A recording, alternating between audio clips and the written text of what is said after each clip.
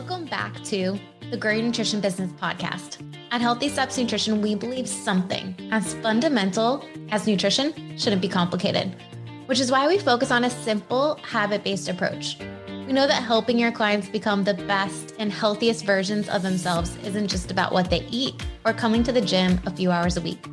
We, as gym owners and coaches, have to focus on a holistic approach, looking at support systems, stress management, sleep, mindset, lifestyle, and of course, exercise and nutrition. I'm your host, Nicole Aucoin, registered dietitian and founder of Healthy Steps Nutrition, CrossFit HSN, and HSN Mentoring. I'm also the author of The Basics of Nutrition Coaching, CrossFit Preferred Nutrition course. In this podcast, I'm going to teach you how to make one step at a time to becoming the best nutrition coach and building an awesome habit-based coaching program. I am so excited about today's podcast guest. His name is Tim Arnold. He is an author, speaker, thought leader on creating healthy tension.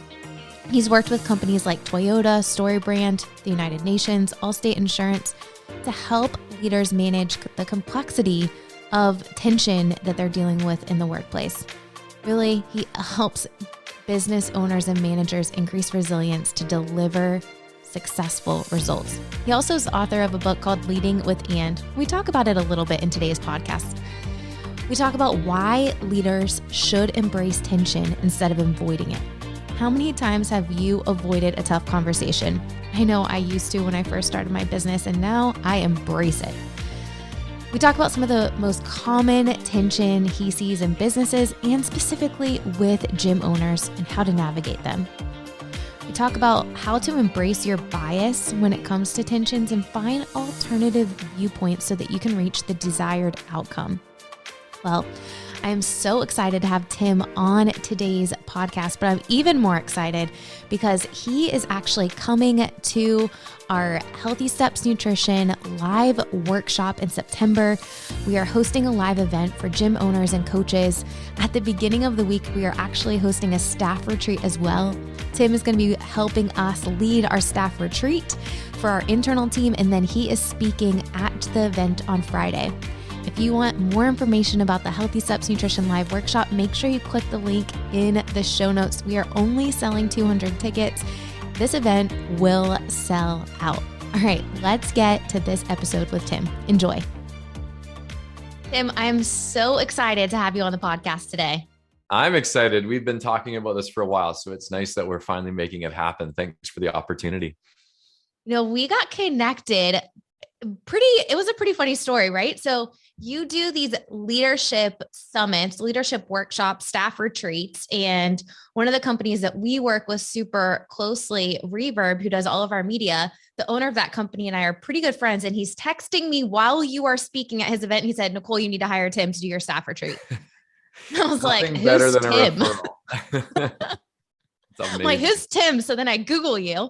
And then I'm like, oh, he's worked with Storybrand. Like all of the references on his website are Storybrand. And we've been connected with Storybrand for a long time. And when I think of people who've really helped build the trajectory of where our business is today, like Donald Miller is one of the first people that comes to mind. So, when I think about, working with him and working with the people, that's actually how I found Reverb and Clark is through Don. And I was like, man, this is like all the stars have aligned.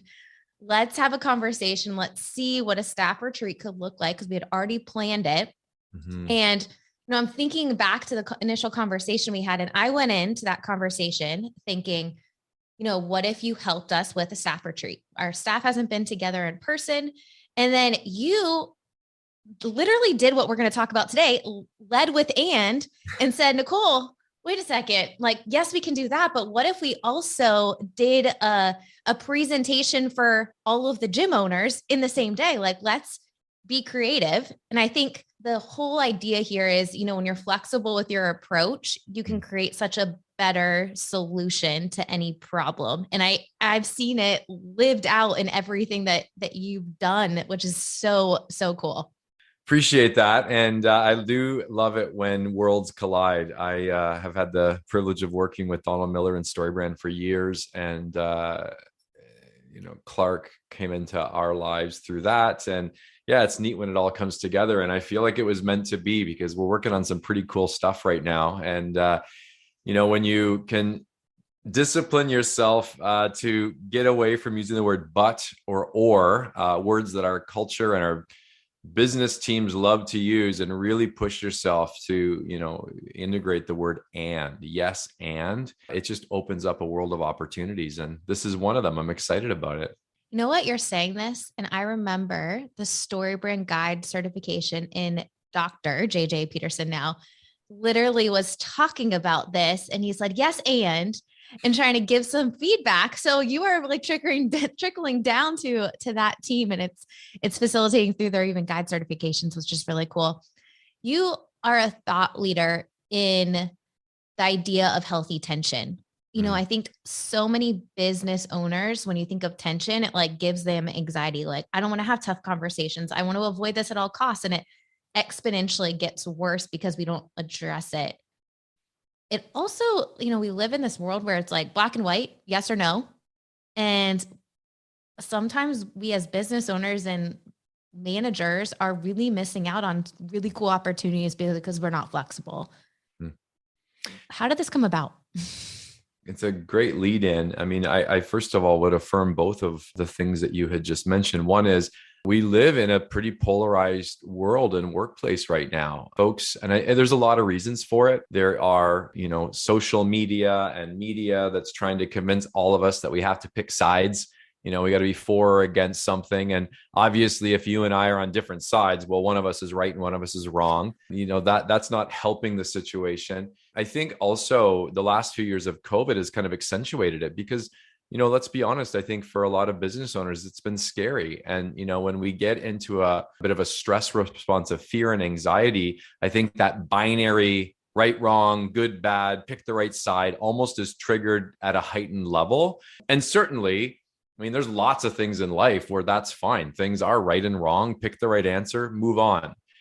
Though, as well as I do, that there's tons of situations, especially when we're running our business, when we're trying to lead, we're not dealing with right or wrong. We're dealing with right and right. And, all of a sudden you recognize I got to step up my leadership. I've got to push myself to see this, not from an either or perspective, but from an and perspective. And, for me, that was not a natural disposition. I was, raised where even in the schoolyard playground, I knew that, whatever team I got picked for, ultimately you were going to end up being a winner or a loser. It wasn't like we were going to settle with in between. You were one or the other, and gosh, you gave it your all to be a winner, right? And, then I don't even know if you know this, but I am a trained accountant. So, all through my educational journey, I learned that things on those tests that you were given were right or wrong. And you got to get the right answer. Well, then as I got into the profession of accounting, I recognized that if I don't get the right answer, I could lose my job. Never mind, people could go to jail. My clients could be suffering. So you got to get the right answer. Accentuate that with the fact that I was raised in a faith tradition that kind of pushed me to see the world from kind of a good and evil perspective. Things are good or evil, right or wrong. And again, I'll say it one more time. That's not a bad thing. We need that either or for lots of elements in our life. It's just a really incomplete approach to life, and absolutely an incomplete approach to business and leadership, because the more hard stuff that we tackle, the more we find ourselves wrestling with, as you mentioned, tensions to manage, not problems that you just pick an answer and solve it. You got to wrestle with conflicting values, embracing change, while at the same time holding on to what works, focusing on the bottom line and, making sure the numbers work and have a cost focus, but also have a quality focus. Even, for so many of us that are working from home, managing the ongoing tension between work and home, it's a wrestling match. And, if we try to use that either or, pick one side, it might feel good. It just doesn't last or work for very long. But we've been conditioned to do that. And, I've done research now across the world, and everywhere I've gone, when I ask people, I'll say, okay, I say the word tension and you think what, or the equivalent to that word in other languages. And 95% or more of us assume something's wrong. If I feel tension, something's wrong. I've made a mistake. We got to, and as a result, we avoid it or we ignore it. And yet what I have tried to learn to do in my life, and certainly helped other leaders and businesses do, is say, no. You want to embrace it. The right kinds of tension can be actually the thing that allows you to break through. It can be your competitive advantage. So it's been a bit of my life's work has been around identifying the right kinds of tensions and leaning into them. It's super interesting. So you wrote a book called Lead with And you talk about these specific tensions. And I remember us having a conversation. You said, hey, I'm going to send you over a pamphlet of like different things I could potentially talk about at the staff retreat. Let me know. So I start reading all these. I'm like, oh my goodness, all of these are things that are important that people need to know. So I couldn't decide. I sent it over to our chief of staff, Lindsay, and I said, hey, what do you think the staff would benefit most personally and professionally? Like, yes, of course we can develop them professionally, but I really want to develop them personally. Like, I want them to have a good life outside of work. Like, what can we do here? And she said the same thing. She's like, I don't know. I want to hear all of them. But I think, when it comes down to it, especially gym owners, like the number one thing that I hear from gym owners, like they open a gym, not to make a ton of money, but to help people. But in order to help more people, you have to be able to keep your doors open. And I think sometimes, especially gym owners, we feel like, man, if we're charging, really what we're worth, we're not focusing on the purpose of having our gym, when in reality, that's not the case. Like, I want to give some practical examples for gym owners and coaches, business owners listening to this podcast. What would you say to them? Yeah, well, I think in this last book, I've spent time looking at, folks who set out to really lead. And when I say lead, I mean, they're willing to take on responsibility, to say, hey, I'm willing to wear this kind of weight of responsibility and this drive to make a difference.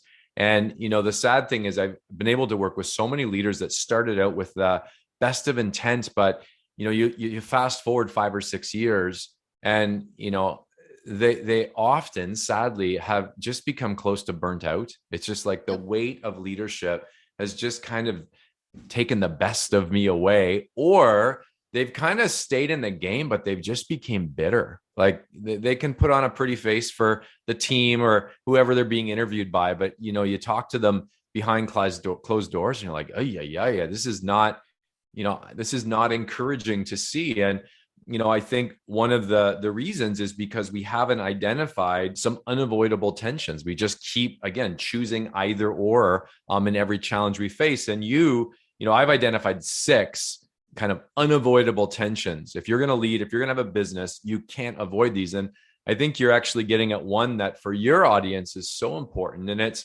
being purpose-driven and profit-focused, not or, and recognizing, kind of like breathing, inhaling and exhaling are a package deal. If I can't wake up and say, you know what, I think it's an inhale day. It's not going to work very long, right? Before long, I'm blue in the face. And I think with profit and purpose, it's just like breathing. They actually support and strengthen each other, which means the more I can focus on profit, the more I have the opportunity to live out my purpose. And yet the more I focus on purpose, the more excited I am to bring it to the world. And hey, that's impacting the bottom line. But if I mistakenly just choose one side, it literally is as futile as inhaling and holding it. It just doesn't work very long. So what happens is, we read Simon Sinek's Start With Why, and we're all about our why and our purpose. And, that's great. But if I don't do that simultaneously with the focus on the bottom line, I'm not in business very long because I haven't really done that opposite focus at the same time. If this, if all I do is focus in the bottom line and say, no, we've got to just kind of make profit, we got to make this work, but I lose my focus on the why, the purpose. Well, even if we kind of quote unquote succeed, the soul of why we do what we do is gone. So when I've worked with organizations that I leave going, wow, that's a company I would work for in a heartbeat. Always you see them doing both of those things well. They're both profit focused and purpose driven. And it's a pretty powerful combination. Now, it doesn't mean you have to live all of your days in 50-50 mode. Okay. Half my days around profit, half my days around purpose. It just means that I'm going to do a good job as a leader and in our team to make sure both have an adequate level of focus and emphasis. And I'm going to make sure our team knows these are not competing values. These are actually supportive values. They support each other, just like inhaling and exhaling support each other. If I'm completely honest with you, I am so purpose driven. Like I'm the opposite of, you with the numbers. Like I don't like the numbers. I know I don't. Like I would probably spend way too much money hiring Reverb to go to every single gym that runs our program, and my husband would kill me. But he is really good with the numbers, and he looks at our stuff and he's like, "Hey, Nicole, like, what are you spending this money on? What are you doing?" And, sometimes it's not the owner, the CEO, understanding your strengths and your weaknesses of like, hey, maybe the numbers aren't my thing, but I need someone who's going to keep me accountable and have tough conversations with some healthy tension to make sure that we are in line and able to move the needle forward. And you're actually getting into something that's so powerful if you've got the courage to go down that road. And that is thought leader, author Adam Grant says it better than I could. He says, in our teams, we don't need to seek out cheerleaders. We need to seek out challengers. And what he's getting at is, if you have a bias towards one side or the other, so profit and purpose is a great example. You say, hey, I'm just biased naturally towards purpose. That's great. Be who you are, but actually seek out people with the other's perspective. And what happens often, Nicole, is that we have these meetings where, we know that there's differences of opinions, but because we avoid tension, we sit in the meeting or the Zoom room and smile and agree. But then we have the meeting after the meeting.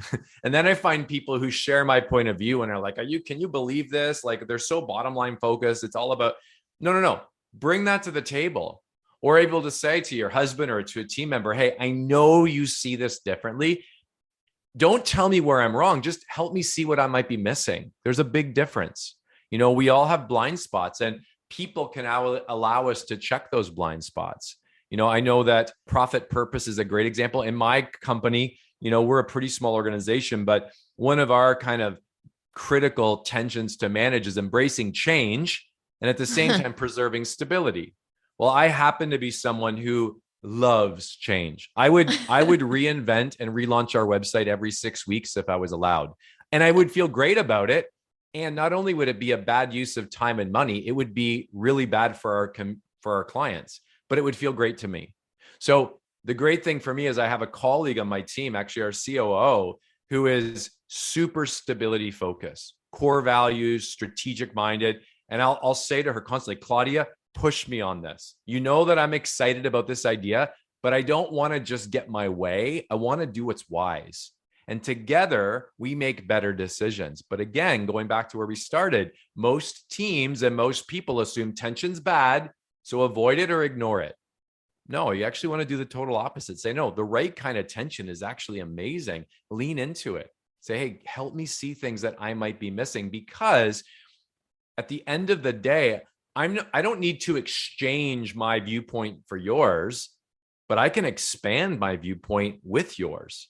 And all of a sudden, we're seeing a much fuller picture, which means we make way better decisions. It's so interesting that you brought up the conversation after the conversation, because I literally yesterday went on a call with a friend of mine who owns a company and had quite a long conversation, role playing with him, how he is going to talk to this employee who's having these conversations, behind the closed doors after a conversation with the entire meeting. And the struggle is it changes the culture of the business. And right now, he's struggling with a culture problem.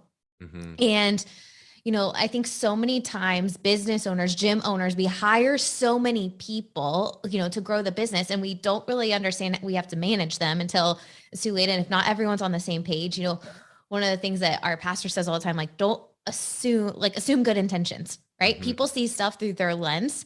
And if you don't see it through their lens, you're going to, see it a different way. And maybe they didn't do something the same way as you. But I think it's so important to have open communication, because at the end of the day, the end result will be so much better. And you have to, as a business owner, establish that, like, hey, I want you to tell me your perspective. Like, let's figure out what the best solution here is. And it's probably going to be somewhere in the middle of what my idea is and what your idea is. Like, let's take the best of both and build this awesome thing.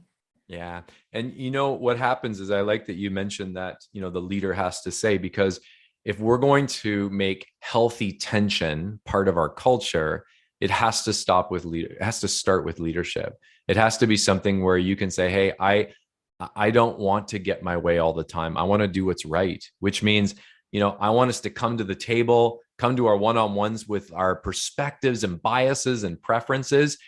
And I want us to be at a place where we're comfortable and confident to push back and to say, oh, I don't see it that way. And what happens is that goes from being something that's kind of uncomfortable and anxiety ridden to something that people enjoy. They're like, wow, I'm actually looking forward to our meetings now, because we don't just sit and nod and agree. We actually get into great dialogue.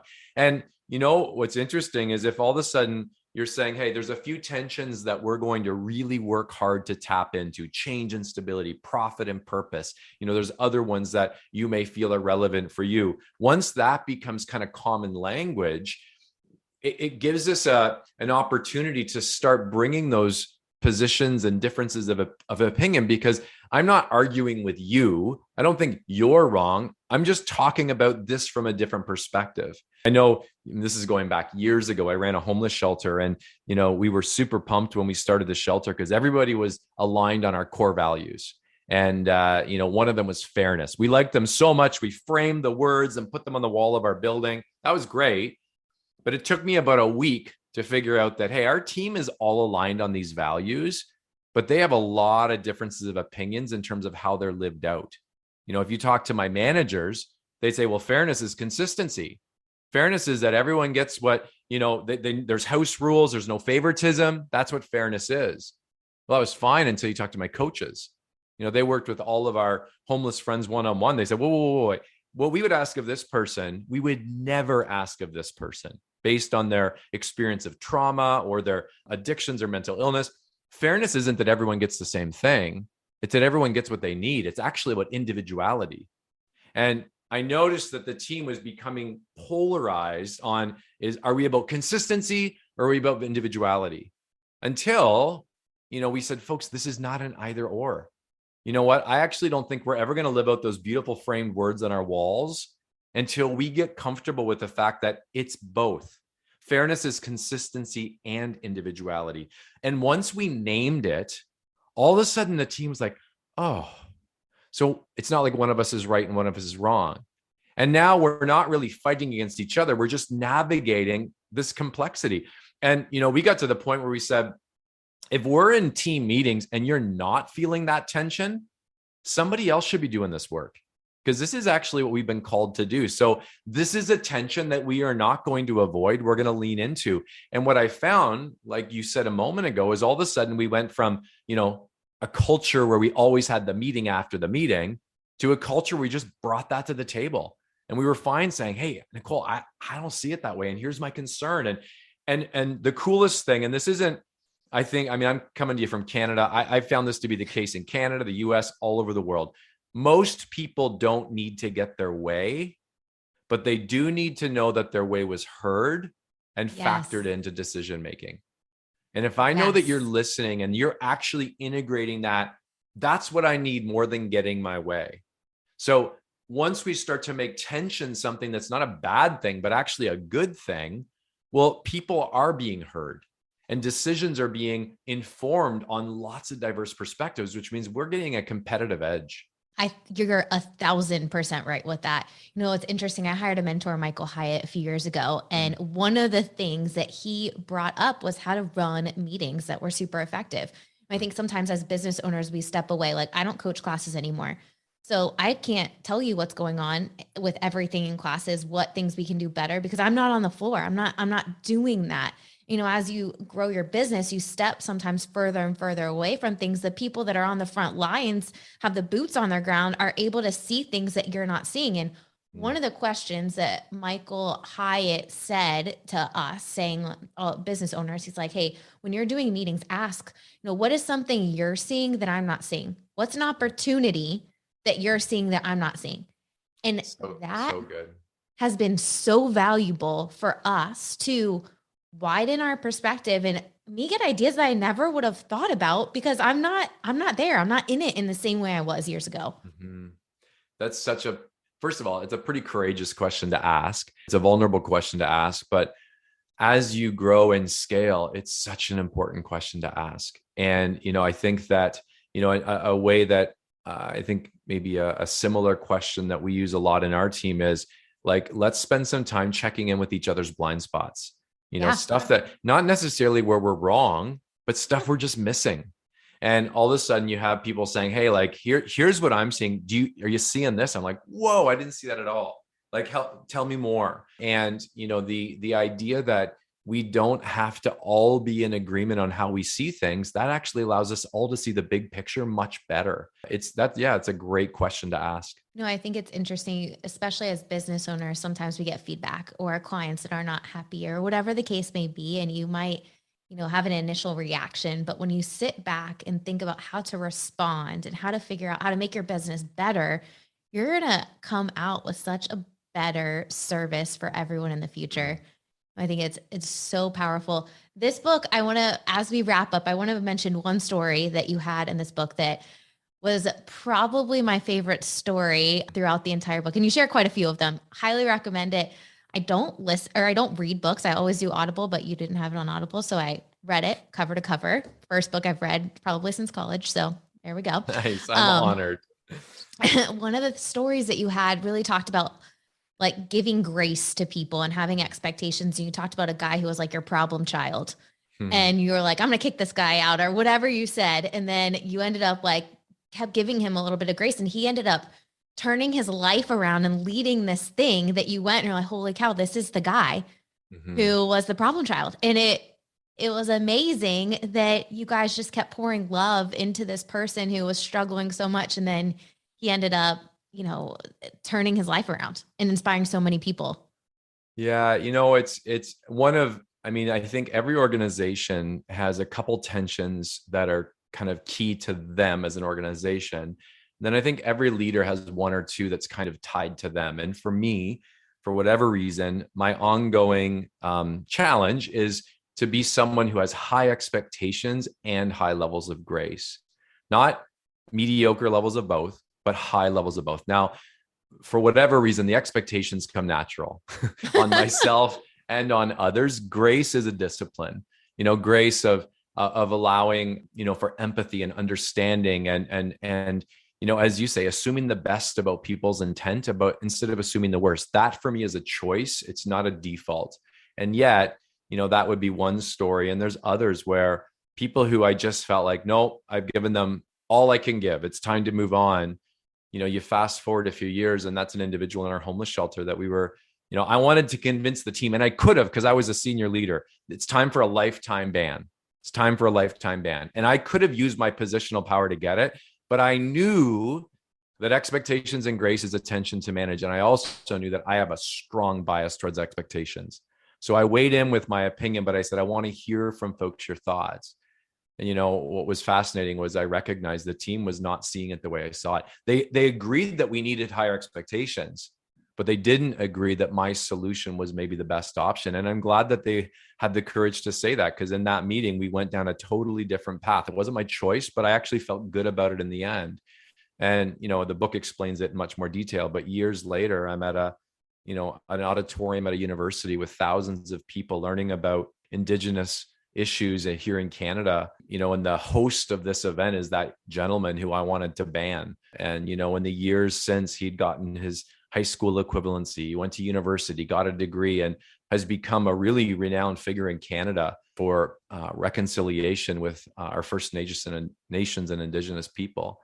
And yeah, I remember sitting there just going, the tears were streaming as I'm looking down this guy leading this amazing event, going, wow, I will not move forward as a leader with high expectations without bringing grace into the picture. I just won't do it, because it could feel good, but I'll never have experiences like this down the road.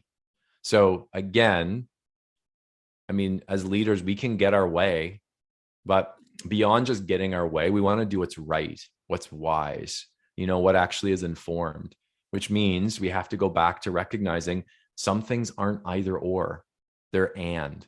We actually have to have both of these values. And yeah, that was a powerful reminder to me, that's for sure. So inspiring. And I think it shows the importance and the impact of prioritizing this for every single person listening. And I think there are all people in our lives that we've had to extend extra grace to while still having those expectations. And, maybe we handle things in different ways, but I think having that bias or realizing that you had a bias, getting the conversation with the team so that they can weigh in and you guys coming up with a solution together really changed the trajectory of this guy's life. So now he can inspire so many other people, which is amazing. Tim, you are such an incredible person. I'm so excited. I think Lindsay, our chief of staff, who's also from Canada, is even more excited that there's going to be another person from Canada in Tennessee. Amazing. I'm so excited for our team to have some hours with you in the morning just to kind of dive into these things in a small group setting. But I'm even more excited to have you inspire so many gym owners. I mean, the past few years for gym owners have been absolutely crazy. And there are so many different tensions that gym owners might not be equipped to manage well, and it causes them extra stress, sleepless nights, all of the things. I think specifically some like work-life balance, right? Like so many of us, there's no boundaries there. The profit and purpose driven, like that's a big one that I see, and having tough conversations and giving feedback, like all of these things are vital to move your business forward. And I'm so excited to be able to bring you into Tennessee. I mean, who doesn't love Nashville? I'm in. You had me right there. Awesome. Any final thoughts as we wrap up today? No, this is an audience that I'm so honored and happy to speak to.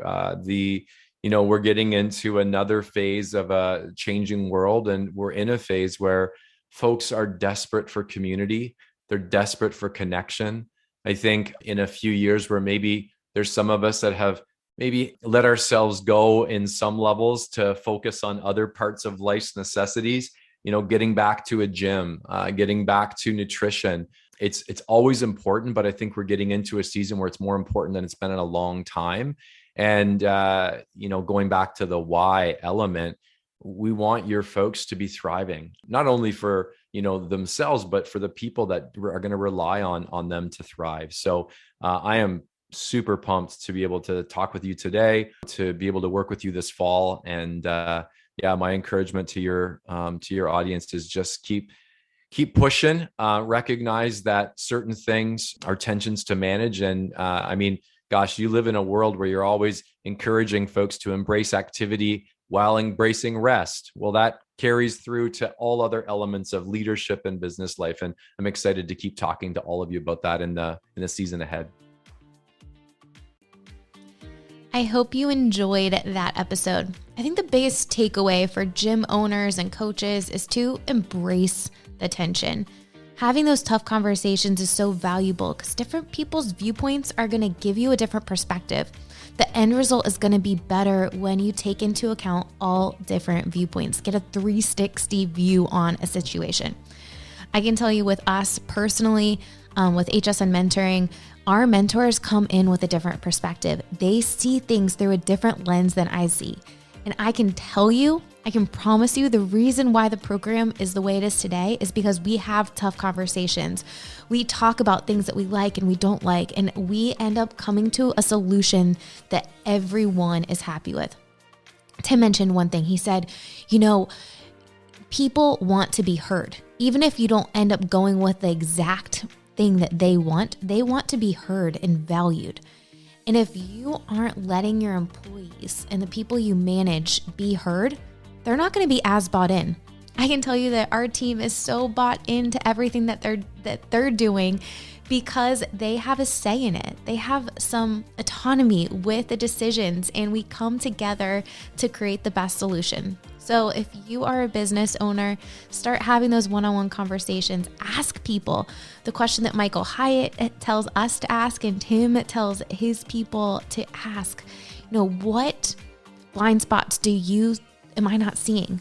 What opportunities do you see that I'm not seeing? I guarantee it's going to be an eye-opening experience for you. I hope you enjoyed this podcast episode. I really hope that I get to meet you in person at the Healthy Steps Nutrition Live Workshop. We are so excited to be heading to Nashville, Tennessee on September 16th and 17th. Make sure that you get your tickets early because it will sell out. You can click the link in the show notes to grab your ticket today. All right. Thank you for tuning in. I hope that we get to have a chance to chat with you again next week. Make sure that you subscribe and leave us a review. It really helps this podcast reach more people. Have a great week.